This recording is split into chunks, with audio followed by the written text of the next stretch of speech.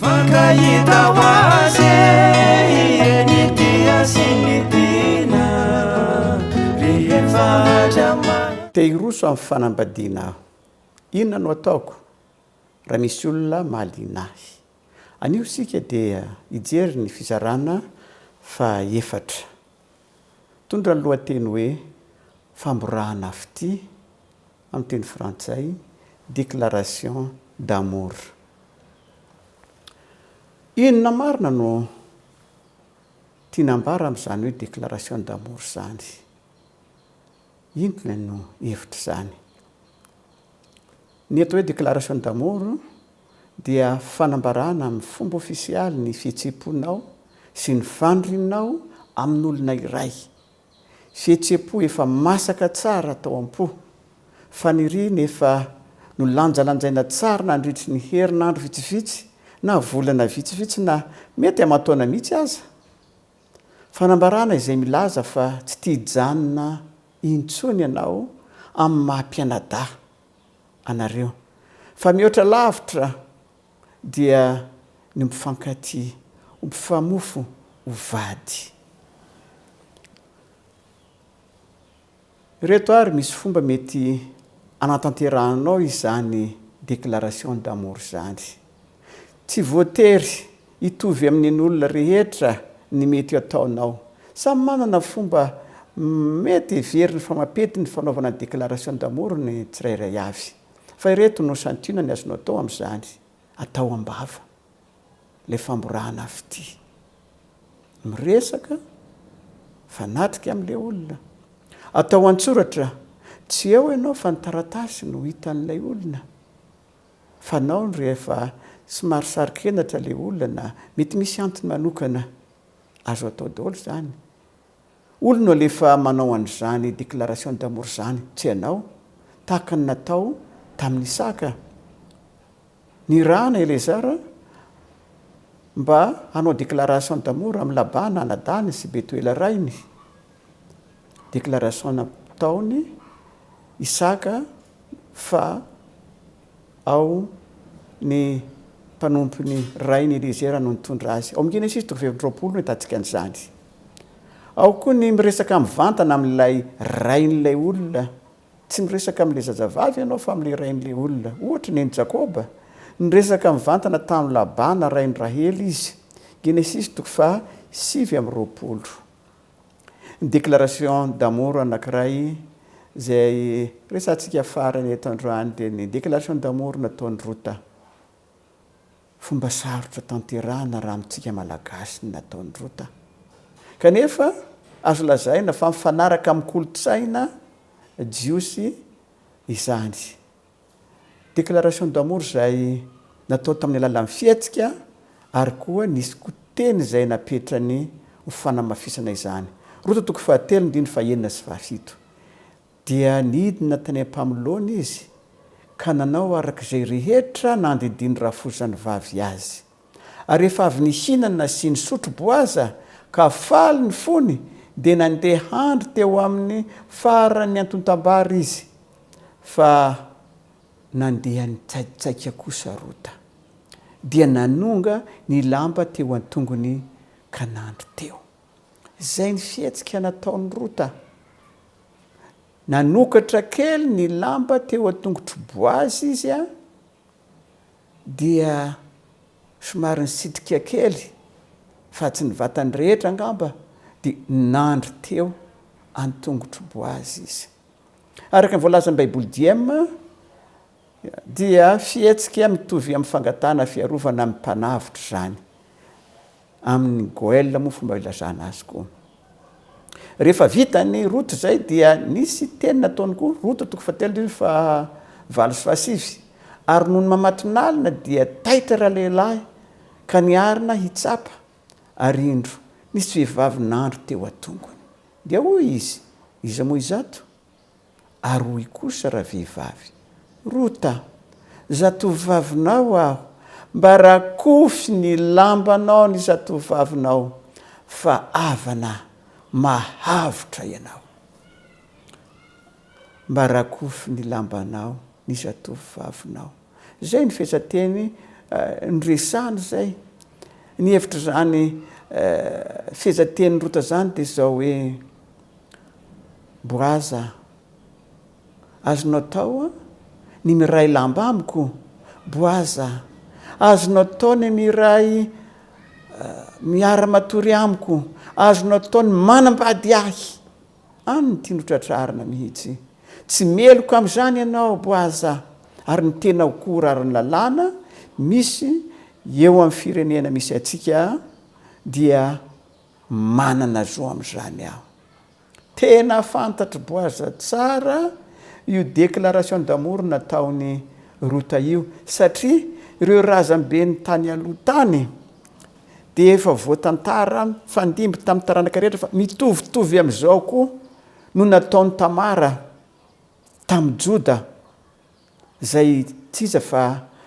razambeny boaza ao amin'ny Genesis 9:30 ka hatramin'ny 1:20 no ahitantsika an'izany ary nisy teny malaza nyresana tao tamin'izao fotoana izany hoe mitondra loloha mamelo maso maty ny zanaky Joda zay vadiny Tamara maty noho ny fitondrantena ny tsy tian'Andriamanitra vonoan'Andriamanitra izy araka varimara amin'ny Baiboly ary rehefa avy eo ny teny ny zanaka manaraka ny Joda ity ray aman-dreny ity ka hozy tamin'ny zanany hoe mitondra loloha ianao an'io vehivavy io ma hamelo maso azy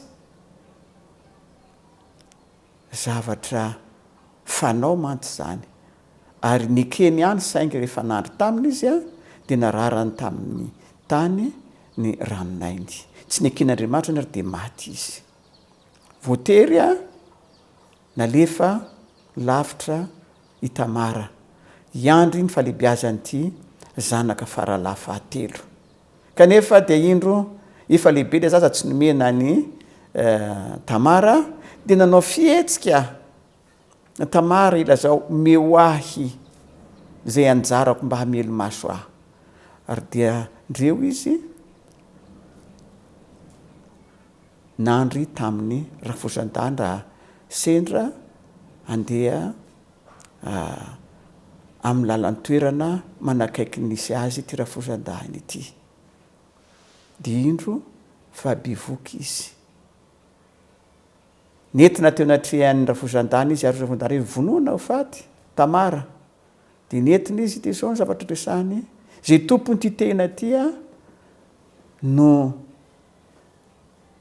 nahabivoka ahy fantatra dodo tsara ny tompony tena fa izy ny tompony tena ary dia nilaza hoe marina no zah ianao fantatry boaza tsara ifandeny zavatra io satria razambeny Joda razambeny Tamara razambeny reo olona ireo ary fareza ihany koa zay zanaky Tamara tamin'ny Joda dia razambeny fantany io ka rehefa nanao ny fihetsika io i Rota tsy miafina aminy zany zavatra zany betsaka ny fomba azo anaovana an'izany déclaration d'amour izany fa aiza ho aizan'ireo voalaza ireo no mety aminao mety misy fomba hafa koa angamba heverinao ny zavabe dia ny fanekenao andeha araka ny sitrapon'Andriamanitra tahaka ny nataon'ny Rota ary ny zava-dehibe ihany koa makatorohevitra amina ray aman-dreny maneke zay torohevitra miendro ray aman-dreny andeha amin'izany lafiny zavatra sarotra amin'ny fiainanao zany aza izany koa mantsy nataony Rota nanaiky ny torohevitrinao mizy inona no ambetiny hafatra ho lazainao rehefa anao déclaration d'amour ianao ny ambetiny dia tsotra fomba samby hafa ny mety ataon'ny olona fa ny ambetiny dia hoe tianao aho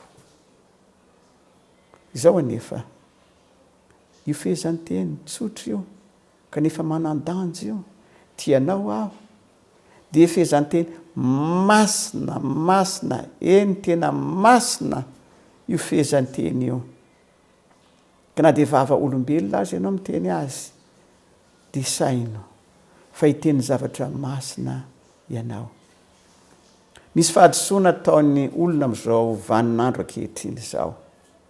Mampiasa zany fihezanteny izany izy matetika tsy ampiheverana ary indraindray aza mampiasa zany amin'ny hevitra diso tsy mifanaraka amin'izay tena hevi-dalina zany tianao zany aho. Amin'izao fotoana zao raha miresaka tsika amin'ny teny frantsay raha ilaza izy manao hoe andeha hanao firaisana raha nofo isika dia izao ny fomba filazan'ny frantsay azy on va faire l'amour. Lay amour zany dia tahaka milaza hoe anao firaisana. Ny firaisana ary anofo no atao hoe fitiavana. Hevi-diso izany. Ny firaisana ara-nofo na ny fahafinaretana ara-nofo reny zavatra ireny tsy akory tsy atao hoe fitiavana fa lafo ny iray ihany amin'ny tontolo ny fanehoana fitiavana izy ireny. Ny mpivarotena manome fahafinaretana ara-nofo, manao firaisana, mo fitiavana anaovana izany tsia vola ny tiany, fitiavana sandoka no mety holazainy aminao raha hiteny izany izy fa tsy fitiavana marina izany. Azadino fa masina ny fitiavana. Masina izy satria raha ny tena marina dia tokana ihany ny fitiavana. Tsy misy karazany maro ny fitiavana. Sandoka ny sisa akoatra ny tokana io. Io fitiavana io dia ilay voalaza ao amin'ny Jaona 1:9. Andriamanitra dia fitiavana. Tsy misy Andriamanitra roa telo ny Andriamanitra marina sy Andriamanitra tena izy. Tokana Andriamanitra ary izy rery ihany no manana izany fitiavana zany. Andriamanitra dia vaingam-pitiavana, tsy mitapoka. Ary izy ihany manana ny fahafenona izany fitiavana izany fa tsy misy andriaman-kafa manana izany. Jaona 1:7 avy amin'Andriamanitra ny fitiavana. Vaingam-pitiavana Andriamanitra ka izao no ataony zarainy aman'olona ndray fitiavana io rehefa avy eo. Izy ny loharano ivoahan'ny fitiavana tena fitiavana marina. Jaona 5:7 tahaka ny tiavan'ny ray ahy no nitiavako anareo. Jesosy Kristy dia nomen'Andriamanitra ray azo tanteraka izany fitiavana izany. Ary rehefa voarainy izany fitiavana izany, ilay avy amin'ny Andriamanitra ray, ilay fitiavana tokana, dia indro indray Kristy dia nizara izany amintsika. Tahaka ny tiavan'ny ray azy, ilay fitiavana tamin'ny ray, dia nataony tahaka izany koa nizarainy amintsika ndray koa izany fitiavana izany ary izany no azontsika zanak'olombelona amin'izao fotoana izao. Maty eo amin'ny asa-jaliana izy nilaza izany fitiavana marina ananan'Andriamanitra izany. Jaona 5:12 izao ny ditiko. Mifankatiavy ianareo tahaka ny tiavako anareo. Jesosy miteny izany eto. Rehefa nandray ny fitiavany Jesosy zany tsika, ilay fitiavana avy amin'Andriamanitra ray dia nigorobaka nomena nozarainy tamin'i Jesosy, dia Jesosy indray nizara azy aty amintsika. Rehefa nazo zany tsika dia izao indray hozy izy. Le fitiavana nomeko anareo izy dia izao indray omeo ny olombelona tahaka anareo. Ka rehefa miteny ianao amin'ny olona anankiray tianao ifamatotra aminao amin'ny fitiavana, anao déclaration d'amour ianao, io fitiavana le avy amin'Andriamanitra masina io, le fitiavana zay nampitainy nozarainy tamin'i Jesosy Kristy, le maty eo amin'ny asa-jaliana ho fanavotana antsika io, mbola io ihany no tokana fitiavana nomeny anao, ary io ihany mbola hozarainao ihany koa ho amin'ilay olona tianao koa izy ianao hoe tianao aho. Noho izany misy ifandraisana amin'Andriamanitra io fanoloranao fitiavana olona io. Izany hoe masina ny teny hoe tiako ianao. Jaona 1:7 avy amin'Andriamanitra ny fitiavana. amin'ny fotoana izay hitenenanao le fehezanteny hoe tiako ianao dia azadindro mamoaka avy ao anatinao ianao ny fisahina an'Andriamanitra, mamoaka avy ao anatinao ianao ny ao am-pon'Andriamanitra, mamoaka avy anatinao ianao ny toetra n'Andriamanitra, ny fitiavan'Andriamanitra dia le fitiavana agape. Ekena ianao no miteny azy fa raha ny marina dia mamoaka teny avy eo amin'Andriamanitra ianao izay tiany ho atao amin'ny fa lasa fitaovana fotsiny mamoaka azy ary fitaovana koa ianao mampita amin'ny fomba n'Andriamanitra izany fitiavan'Andriamanitra ny olona io zany. Sarotra dia sarotra, ambony dia ambony zany fehezanteny hoe tiako ianao zany. Ko inona no azo atao ho tena fitiavana avy amin'Andriamanitra tokoa no ambaranao rehefa manao déclaration d'amour ianao fa tsy fitiavana osoka. Koa satria masina ary le teny ho tononinao tiako ianao dia indreto ary misy zavatra tsy maintsy ho tanterahinao mialoha ny tenenanao ilay teny masina hoe tiako ianao.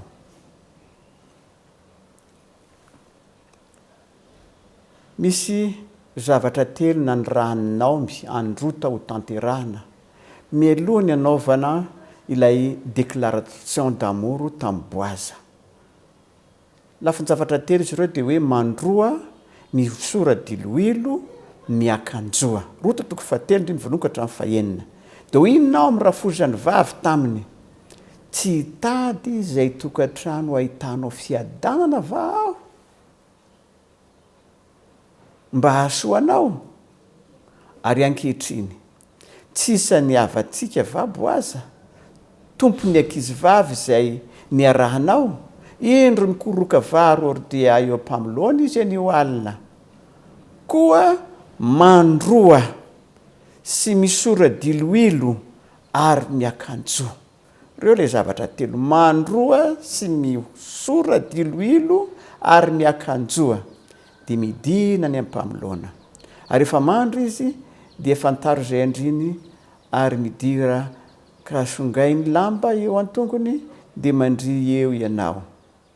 Dia hoy izy taminy, rota zany, eny hataoko izay rehetra lazainao amiko. Dia nidina tany ampamilona izy ka nanao araka izay rehetra nandidiny rafozany vavy azy. Le zavatra telo resahany rota, mandroa, misora diloilo, miakanjoa no tanterahiny rota arabaky teny reo fepetra telo reo. Ny malasa ny saina dia izao, torevitra fepetra telo lafiny velambelany fotsiny any ve sa misy hevitra ara-panahy lalina dia lalina eo amin'izany ambadiky izany hoe mandroa, misora diloilo ary miakanjo izany ao ambadiky ny hafatra izay nomeninao androta ary mitanterahany-drota atsakany sy andavany. Taona maro taloha izao tany anefitra tamin'ny andro Mosesy, mialoha ny andraisany mpisorona ny asany dia nanome an'io afatrafatra fepetra telo io koa Andriamanitra mba azahoana manamasina an'ireo mpisorona ireo. Zava-dehibe nampiasana an'ireo fepetra telo ireo. Exodosy 7:24-5 ary mitsabikina amin'ny 7. Ary zao ny zavatra ataonao amin'ny hanamasinana azo mpisorona ho ahy. Ary Arona sy ny zanany dia ento akeo amin'ny varavaran'ny trano ilay fihaonana ka ampandroy amin'ny rano izy. Ary alao ny fitafiana ka ampiakanjoy any Arona ny akanjo lava sy ny akanjo ivelany. Akanjo fiaingona io an'ireo mpisorona, akanjo sarobidy amin'izareo io. 7. Ary alao ny diloilo fanosorana ka idino amin'ny lohany dia manosora azy. Ny magaga ihany koa taty aoriana, taty amin'ny zafy kely ny rota, taty amin'ny Davida, dia nampiasa ny zavatra anankitelo koa Davida tamin'ny fotoana manokana izay handraisany ray ny hery ny tondra ny fahefana rehefa avy nanao fahotana lehibe izy tamin'ny fitsangatsangana tamin'ny Batseba. Zao no toe-javatra nisy mantsy vokatry ny fahotana taon'ny Davida dia narary ny zaza. Raha vakitsika patriaraka sy mpaminany pejy 7:5-7 dia zao ny zavatra niseho tamin'ny Davida rehefa narary ny zaza hoy ny fanabarana dia ny fahadianina sy ny vavaka tamin'ny mpanetreny-tena asitrana azy Davida. Nanaisitra ny akanjo mpiandrianana izy, nesorony mihitsy ny akanjo tsara indrindra fanaovany. Sy nanala sady boninahitra teny andohany ary nandro tamin'ny tany nandritry ny alina maromaro ny fanaraka. Nangataka tamin'Andriamanitra tamin'ny fitorovana ho an'ny zaza tsy manantsiny izay nijaly no ny heloka nataony. Nanaisitra ny akanjo tsara teo amin'ny fiangona teo aminy. Izany ny toe-javatra anankiray lehibe nataony Davida mba angatana famelan-keloka amin'Andriamanitra, angatana fahavelomana ho an'ity zaza zanany izay tsy meloka ity fa izy no meloka. Niseho dia izao maty ihany le zaza. Rehefa fantatry Davida fa maty ny zaza, volazan'ny patriaraka sy mpaminany pejy 7:5-7 nanaiky ampanetretena ny lahatr'Andriamanitra izy. Inona ny lahatr'Andriamanitra? Le zaza tsy manatsiny na dia mibebaka marina tamin'ny fahotany aza Davida dia toa tahaka ny le zaza ndray nohatra ny maty. Davida velona. Izany no fitondran'Andriamanitra. Ary eo ambadika dia fantatry Davida fa mbola misy lafin-javatra iray tian'Andriamanitra ao ataon'i Davida eo amin'ny fitondrana reto vahoaka reto mbola napetrany amin'ny toerana ambony iray Davida. Nekena dia mafy taminy aza amin'ny fahafatesany zanany ary izy dia mbola hanohy ny asa fitondrana ny fanjakan'Andriamanitra, vahoakan'Andriamanitra. Samuel 2:20 ahitantsika ary inona nataon'i Davida rehefa ndray ny fahefana ndray izy.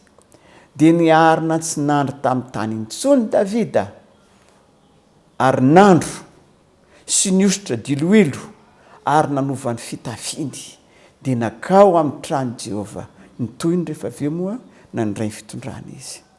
Mialoha ny andraisany ndray zany fitondrana teo aorian'ny fibebahana lalina izay nataony ary natsapahany fa mbola namela azy Andriamanitra ary mbola nanome ndraikitra azy Andriamanitra. Adidy masina indray ty apetraka Andriamanitra tamiko ty alohany andraisany zany adidy masina izany dia nandro Davida. Nanova ny fitafiana izy ka nanao fiakanjona izay mampanjaka azy indray ary niositra diloilo Davida. Reo zavatra telo reo ihany koa mbola ataon'i Davida. Fa inona loatra ary ny tena hevitra ty fihezany teny mandro, miositra diloilo ary miakanjo. Inona ny hevitra eto amin'ny Baiboly? Voalohany indrindra ny hoe mandroa. Ny tena hevitry ny fihezan-teny mandroa, miosora diloilo ary ny hoe miakanjoa ato amin'ny Baiboly. Inona marina ny hevitra zany? Ho raisitsika aloha le hoe mandroa. Ny mandroa dia ampiasaina manala ny loto amin'ny vatana. Izay no tena heviny voalohany indrindra. Fa misy hevitra ara-tandindiny koa izy io ato amin'ny Baiboly.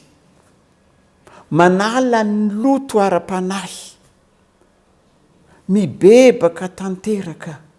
Ary zany no ahitana taratrazy indrindra ato amin'ny Testamenta vaovao, ny fanaovam-batisa, fandroana, miditra anaty rano, ny vatana ray manontolo, marika ny fanalana loto ary mitsangana avy eo rehefa avy eo.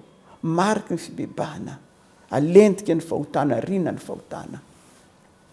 Izany no heviny bebaka miala amin'ny fahotana. Misy ora diloilo, inona indray koa ny tena hevitra izay ato amin'ny Baiboly. Ny menaka dia tandindiny fanahy masina ato amin'ny Baiboly. Ny fanosorana menaka dia fandraisana ny fanahy masina tahaka ny hoe miaraka ny fanahy masina mandrika ary mamela ny tenao tarity ny fanahy masina ianao feny fanahy masina ianao amin'ny zavatra ataonao rehetra manaiky ny fahendreny ny fanahy ianao Zakaria 4:1-5 ary ny hevitry ny hoe miakanjo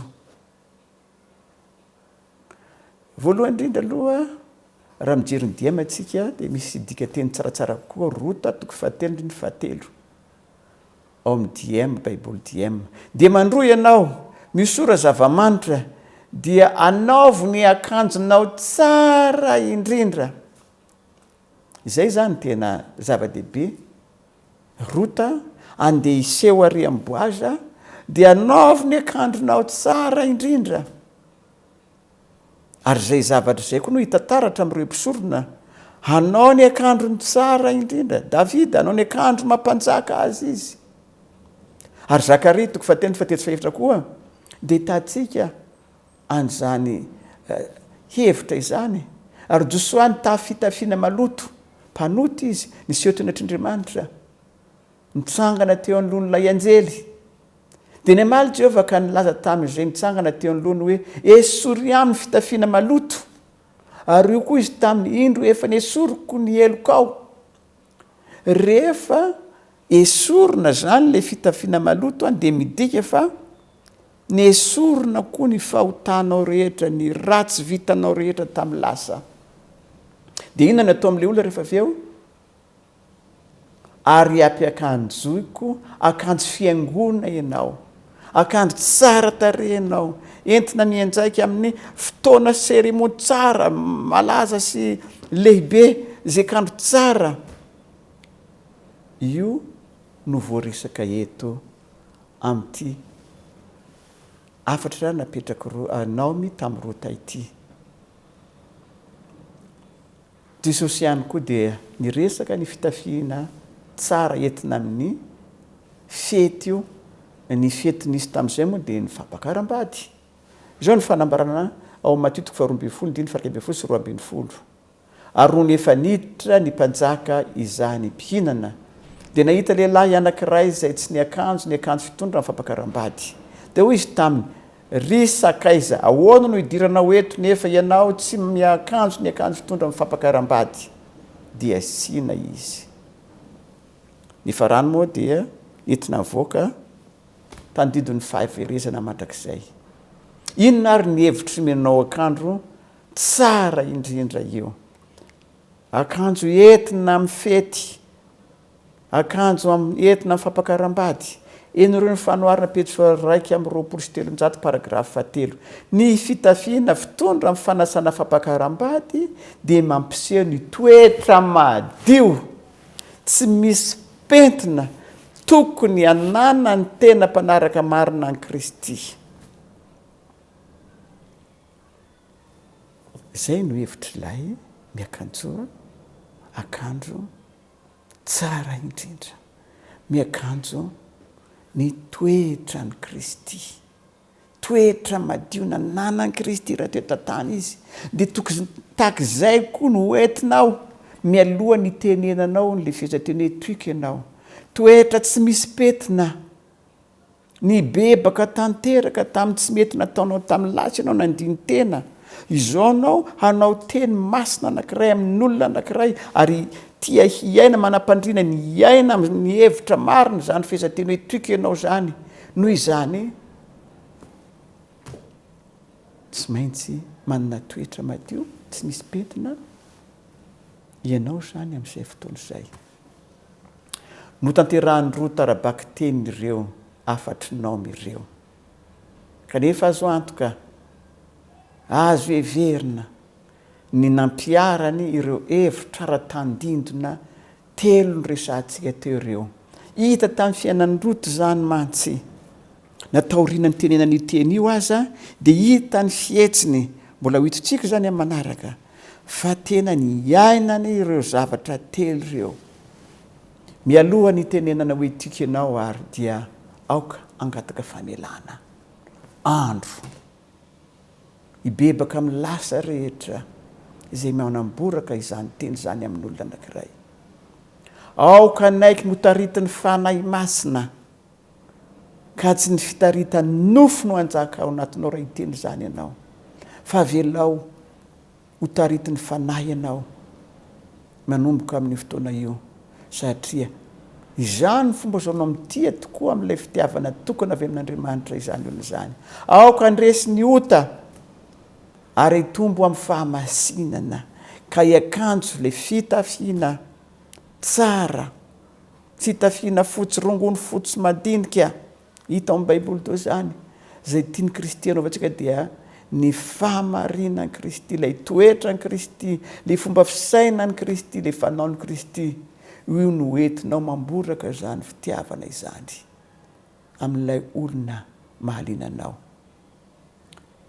ny antony satria andraikitra masina izany hoe anokatena ho tia olona iray zany eo amin'ny fiainana tsy andraikitra mora izany ny antony de satria hanatanteraka asan'Andriamanitra amin'ny olona io anao atokan'Andriamanitra ho amin'ny olona io anao hanao ny asany ho amasinina amin'izany ianao orinao rehefa avy eo ary ny antony dia ho tia ny olona io anao tahaka ny fitiavan'Andriamanitra azy koa miomana amin'ireo lafiny telo ireo mialoha ny tenenanao le fizateny masina hoe tiako ianao tsy mora ny manao déclaration d'amour kanefa misikina aoka nanaheri-po manana fahatonena manana modely tsika ny rota toko fahatelo ndiny fafito ka hatramin'ny fasivy ary efa avy nihinana sy nisotro boazaka faly ny fony dia nandeha andro teo amin'ny farany atotam-bary izy fa nandeha nitsaitsaika kosa rota dia nanonga ny lamba teo an-tongony ka nandry teo ary noho ny matonalina dia taitra lehilahy ka niarina nitsapa arindro nisy vehivavy nandro teo an-tongony dia hoy izy iza moa izato ary io kosa raha vehivavy rota zatovina vavinao aho mba rakofo ny lambanao ny zatovavinao fa havana mahavitra ianao evero kely zany hoe tovavy mandritry ny alina mangina any anaty ala ndreo misy zavatra ho ataony anahoana ny fandehany ty zavatra ty nisy tebiteby tao afa loatra mifanao ny olona ty zavatra ataoko ty anahoana ny vokatra zao fihetsiko zao ho tapaka sa anamafy ny fankatiavanay zao fihetsika zao ny fahavalo mety misy olon-dratsy koa angambany amin'ny andro alina iny fa dia zao niaritra ny atsika ny alina tao izy nandritry ny alina ty mba namana zay mety misy lafiny zavatra maro isan-karazany misy eo dia nitanterahany adidiny nandeha nitsaitsaika izy ary nisy zavatra nilatsaka azy dia ona tsaitrateo ve boaza dia lasa nitondra olana hafa ndray zay fa nitandrina izy nitsaitsaika nisikina herim-po izy nanana fatony izy ka dia ndre tonga somatsara teo amin'ny boaza ary nanonga ny lambany ary raha tafo teo boaza nandaka azy teo boaza izy zany fahavalo nanahoana ny fandehany-javatra vitany araka ny tokony ho izy daholo ny zavatra tokony natao rehetra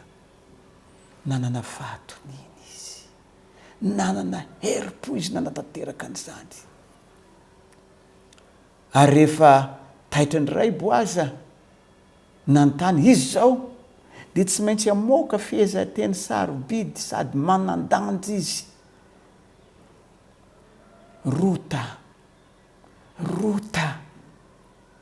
zatovavinao aho mba rakofo ny lambanao ny zatovavinao fa havana mahavitra ianao voatonony tsara daholo reo lafin-javatra lehibe ilaina atratrarany boaza ny tiany atongavana nipetrapetraka ilay fehezanteny ary fantaty boaza lalina ny eo ambadika zany fehezanteny zany nanana fahatonina izy tsy nangovotra na niakanakana teo fa dia voambarany atsaka sy andavany ary nanana heri-po izy satria sarotra ihany mamoaka nyzany fitenena izany. Voambarany fihezan-teny ary ndreo anahoana ny toy ny fandeha ny zavatra rehetra. Vita ny rota somatsara le adidy masina, déclaration d'amour milaza amboaza hoe tiako ianao. Rehefa voalaza ny zany dia inona indray niseho rehefa avy eo fa dia napetraka rota tamin'Andriamanitra ny zavatra rehetra. Zao nyvaliteny Boaza. Nagaga valiteny ahitana fa ranomarina tena iboaza nefa tian'io vehivavy taloha ary tia lavitra zay tsy araky ny heverantsika azy.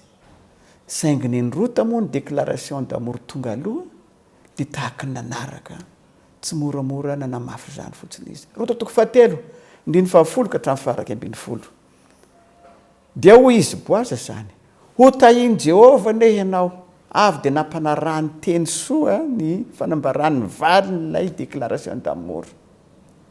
Ho tahin'Andriamanitra ianao, faly loatra nahazo fitahiana lehibe aho ka izao tsy voavaliko zany, ho tahiny Jehovah ne ianao. Ary manaraka zany, efa nanao soa be lavitra tamin'ny tato aoriana ianao noho ny tamin'ny voalohany. Iza moa le natao soa tamin'ny voalohany ary iza le natao soa tamin'ny tato aoriana. Ny vadiny teo aloha lay maty malona, io no lay voalohany nanao soan'io anao ka hita taratra tamin'ny fankatiavanao sy Naomi fa tianao io vadinao io ka dia nireny ianao nanaraka ny Naomi, hikarakara ny Naomi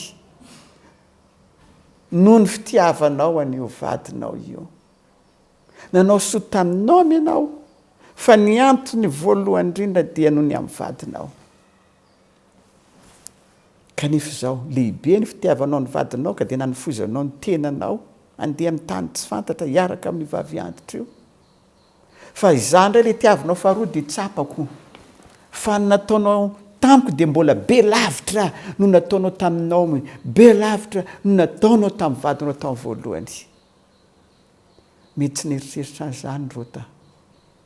Afa-po efa nanao déclaration ny fankatia i rota sy ny vadiny voalohany fa ity ilay Boaza indray eto dia matsapa fa mbola tianao lavitra aho noho ny fitiavana rehetra izay nataonao taman'olona, miavaka ny fitiavanao ahy. Dia faraka koa ankehitriny anaka, aza matahotra, ataoko aminao izay rehetra angatahinao fa fantatra izay rehetra ao an-tanàna ny fireneko fa vehivavy tsara ianao.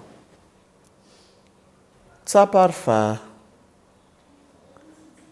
ny déclaration d'amour nataon'ny rota, ny valitenin'ny Boaza dia hitana fa teny efa olona na fitiavana ny fankatia izy ireo. Hatreto ary zany dia tsapa fa ny fanena ny tia sy ny tiana. Ny fanena izy roa reto samby mafana mpitiavana, tena ny fankatia, mifankafantatra izy ankehitriny. Niaona izy ireo ankehitriny na dia teo aza izany fahatsapana fitiavana lehibe ao anatin'izy ireo zany dia nametraka ny zavatra rehetra tamin'Andriamanitra Boaza sy rota. Boaza nametraka n'izany zavatra izany tamin'Andriamanitra na dia tao anatiny aza ohatran'ny azy aza no lehibe lavitra ny fitiavany. Rota toko 7:12. Ary ankehitriny hoy Boaza no miteny eto, marina izany fa havana mahavitra aho nefa misy havana mahavitra kay kokoa noho izaho, mitoera ihany aty anio alina. Ary efa maraina raha hitondra lolohanao izy dia tsara izany, aoko izy no hitondra lolohanao. Fa raha kosa tsy anao izany izy dia hoentiko loloha ihany ianao raha velona koa Jehova. Io tenin'ny Boaza io dia mampieritreritra lalina. Ny alehibe ny fitiavany any Rota. Ohatra ny nataony fihinana ihany zany. Fa ny zany atao kosa ny zavatra aradrariny io mason'Andriamanitra. Misy havana mahavitra kaiky kokoa noho ianao izy, noho izaho izy zafady. Lalàna tsy maintsy hapetraka izay tompon'andraikitra voalohany aloha no hajaina. Tsy fantatra zay ambarany olona io na aloha hitondra loloha azy, ary tahiny araka miteny le olona hoe hoentiko loloha izy io. Hangaina anahoana reny anjohan'ny Boaza. Azoko antoka tsy mora taminy.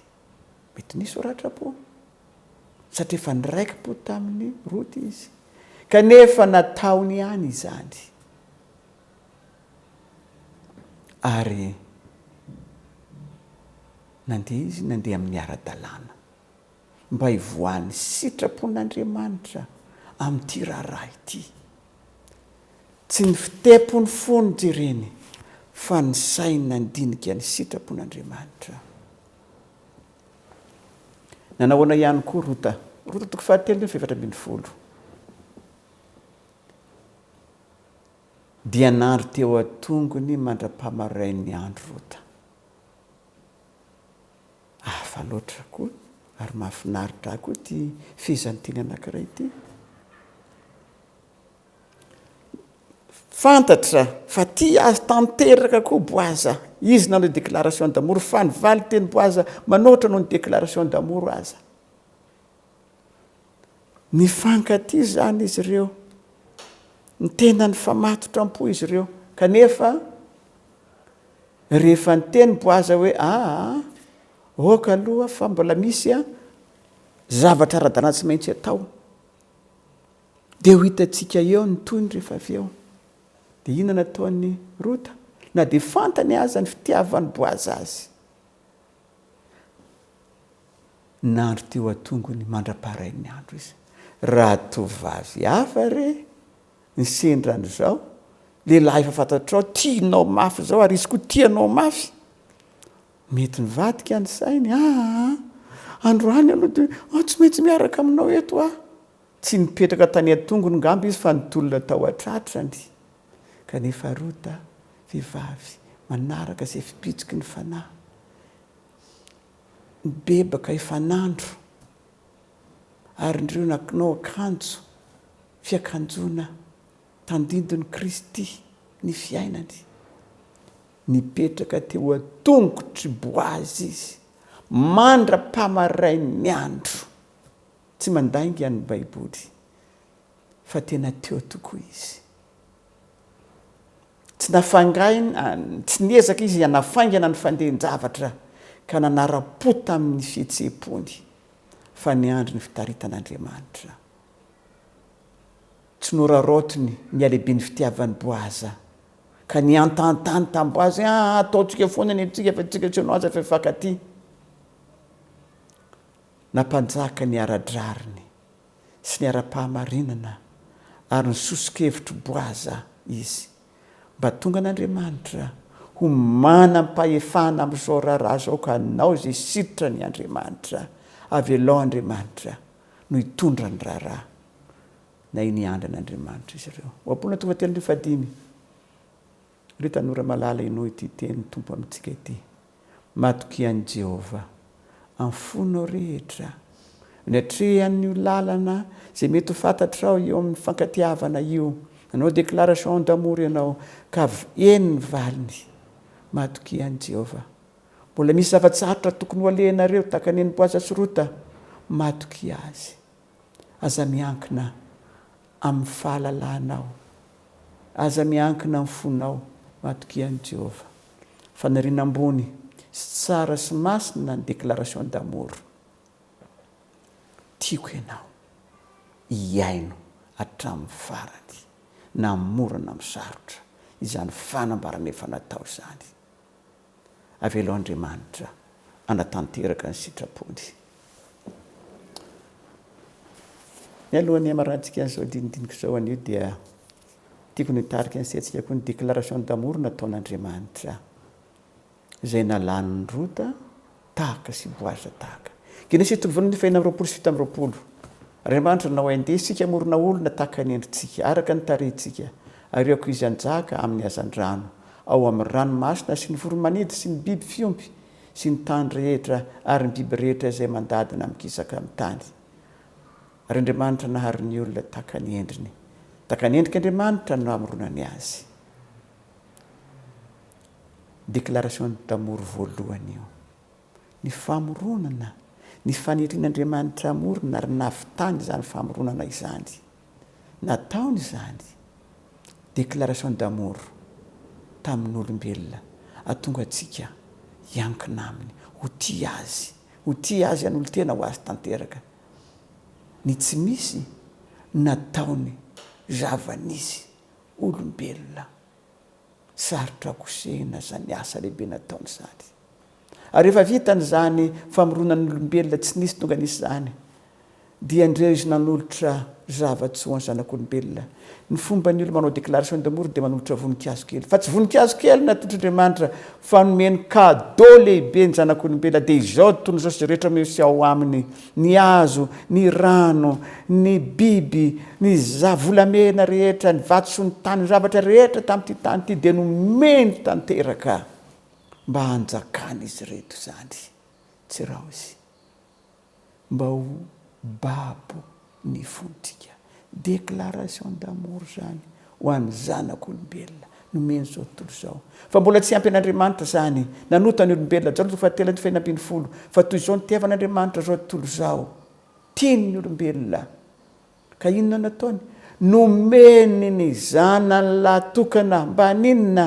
Mba ho tia azy ka tsy ho very andika ny didiny mba hiantoraka aminy, hifamatotra aminy, mba tsy ho very izay rehetra nino azy, fanana fiainana mandrakizay.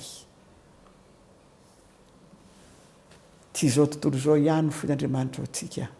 Fa mbola misy noho izao tontolo izao dia ilay Jesosy Kristy Andriamanitra, ilay zanany lahatokana sarobidy taminy tsy misy afa-tsy io, nomeny ho faty teo amin'ny hazo-fijaliana. Ny sarobidy indrindra taminy, ny sarobidy sy ny akaiky ny fony malalany indrindra no nafohy ny ho faty, ho fanaovana antso amintsika tianao aho. Ka mba ho babon'ny Kristy, babon'Andriamanitra fontsika. Etam-pamaranana misy teny fikasana omeny Jesosy antsika. Misy teny fikasana omeny Andriamanitra antsika.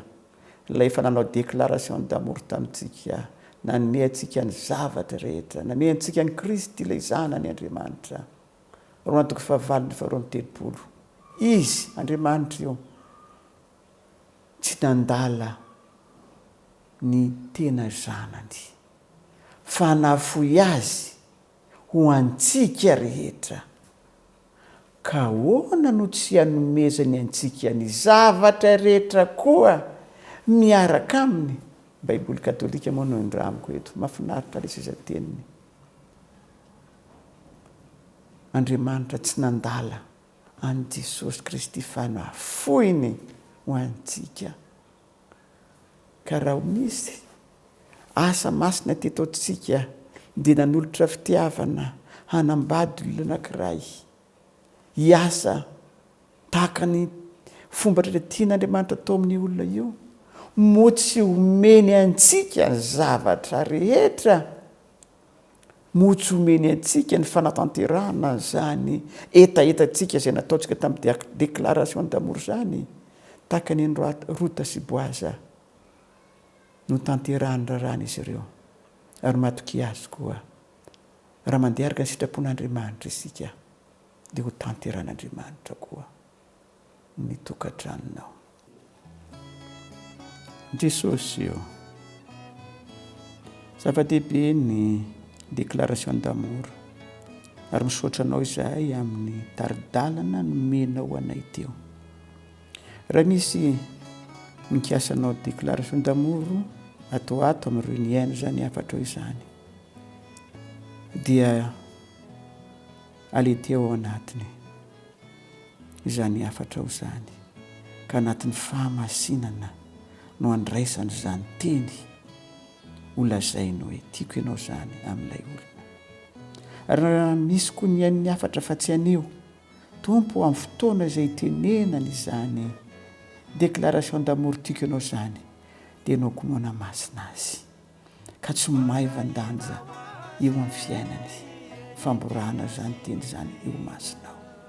Dia masiny tamoranao mba ho masina takanao Jesosy. Mila anao izay amin'izao vaninandro izao, ny anaranao angatana izany. Amen. Ireo izay resy lahatra tsy nahita faninenana, fa tena mahafinaritra inona faharitra, nifankahita ho an'ity sy nity